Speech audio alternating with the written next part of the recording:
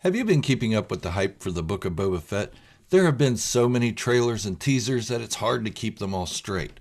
What we've been told by the showrunner, Robert Rodriguez, is that what we are being shown is all in the first minutes of the show. Hi, I'm Gerald, coming at you from Star Wars Fanatic. Thank you for joining me today. If you're new here, hit the subscribe button now to join the fastest growing and best Star Wars channel on YouTube. With that out of the way, let's get on with today's topic. If you've seen the newer promotional material for the Book of Boba Fett, you'll notice a new female character showing up, charging in on a speeder bike. The character is being played by Sophie Thatcher. There's been a lot of buzz about this character, good and bad. But if you know me, I have my own speculations and theories. As always, if I'm wrong, I'll accept that and bow out of that theory gracefully. But before I get to my theory, I just want to say how ridiculous arguments are over this character. I've seen comments that it's another SJW attempt at making a strong female lead.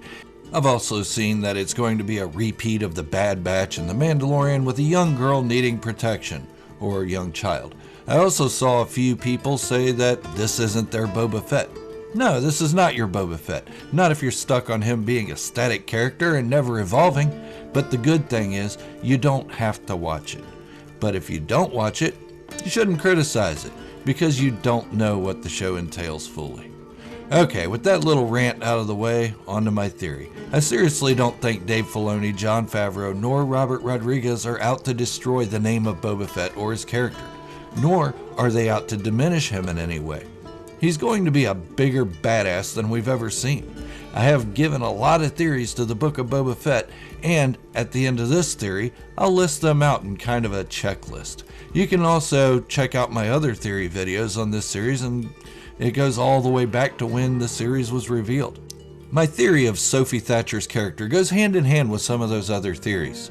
Now, like I said before, some fans are really upset at the reveal of this character, but hold on, the show hasn't even aired yet. So, what I want you all to do is raise a hand if you've read the legend stories about Boba Fett, or you at least know how this character has evolved in those stories.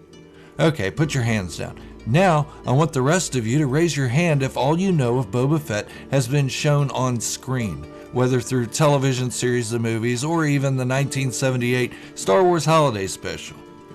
Okay, put your hands down. You look silly. I can't even see you anyway. But what I want you to do is leave a comment as to which one you raised your hand for. Okay, on to Sophie Thatcher. I promise I'm getting to it, and that little bit did have something to do with it. If you know the Boba Fett legend stories, you'll know where I'm going with this. One of my viewers, BlazeCap, and I have been speculating this character before she even appeared on screen, or that we even knew there was a character to explain. Why? Because we know the legend stories, and I believe BlazeCap and I are in agreement. This is Aylin Vel. You don't know who that is? Well, let me explain. From what we know about Boba Fett in the canon timeline, there are some missing years to his story. From the time he was 13 at the end of the Clone Wars until his return in the special edition of A New Hope, where he was palling around with Jabba the Hutt in Docking Bay 94. So that's roughly 19 years of his life that's unaccounted for, other than his mission with Bylert Valance in the Bounty Hunter comic series, which took place just before A New Hope. Okay, now back to Legends Boba Fett. In the old stories, now deemed unofficial, Boba Fett met a woman and fell in love. He married this woman at age 16. That woman's name was Sentas Vel. The marriage ultimately produced a daughter, Aylin Vel. One thing led to another, and Boba Fett was forced to leave his family, not by choice but necessity. Aylin grew up hating her father for leaving them. She wanted to kill him but was never successful. When Boba was elderly, Aylin Vel's own daughter, granddaughter of Boba, Mirta Gev, helped save Boba. Mirta Gev, granddaughter of Boba Fett. She was a Mandalorian bounty hunter. See where I'm going with this? Now look at Sophie Thatcher's face and the way she arrives on the scene. She has the look of someone who just caught up with someone she's been looking for. The only context I have is what we see in the 1-second snippet though. But I don't think this story is going to be the naysayers are calling it. If this is Aylin Vel, which I'm about 90% sure it is, then she isn't going to need protecting. If anything, Boba will need protecting from her. Not because of SJW story makers, but because of what a badass she was in Legends. I'm sure that remark will trigger some people though.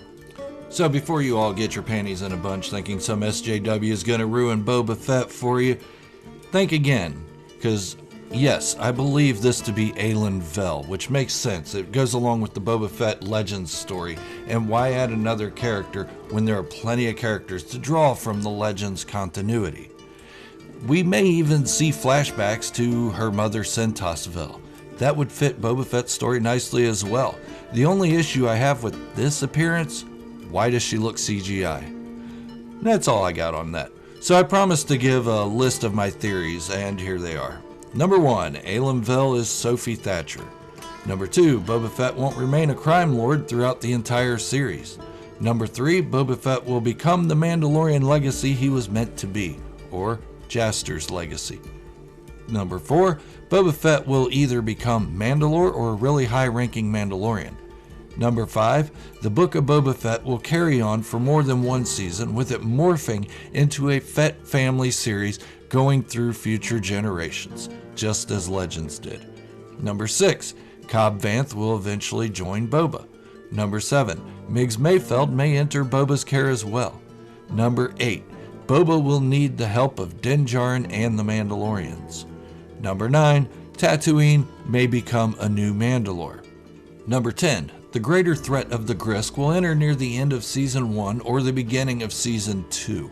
This is where all the stories, Ahsoka, the Mandalorian, Boba Fett, will all come together.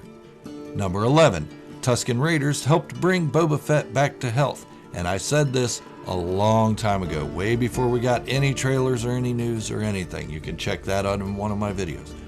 Number 12, Boba Fett's armor was stolen by Jawas while he was unconscious after the Sarlacc. Only makes sense. Okay, so what do you think? Am I crazy for these theories, or is it going to be as bad as the naysayers want you to believe it is?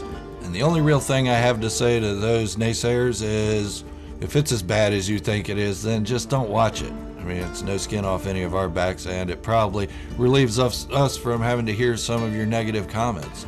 In fact, I'm sure you'll go ahead and make negative comments even after not watching it. So whatever, it's up to you, but I try to stay optimistic. We're getting much more Star Wars than we did under George Lucas. Look at it this way, everything coming out now is canon. That includes the novels and comics. George Lucas always considered the print media as fun fan fiction that he could retcon at any time, and he did. These theories of mine are going to give the opportunity of bringing the legend stories to the canon timeline. That's why I'm optimistic about it. Don't forget to subscribe to my channel if you haven't done so already. Leave the video a like and share it with some friends. That way you can all make fun of me when most of my theories are wrong. I don't think they all will be though. Thank you for watching, and remember, this is the way, the only way.